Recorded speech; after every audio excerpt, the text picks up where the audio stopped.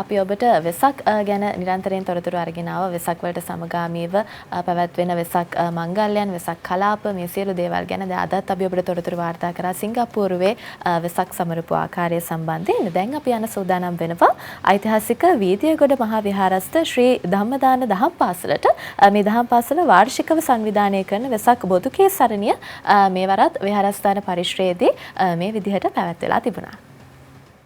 වෙසක් පුන් පොහොය වෙනුවෙන් ඓතිහාසික වේදියගොඩ මහා විහාරස්ථ ශ්‍රී ධම්මදාන දහම් පාසල වාර්ෂිකව සිදු කරන වෙසක් බොදුගී සරණිය මෙවරත් විහාරස්ථාන පරිශ්‍රයේදී පැවැත්වුණා.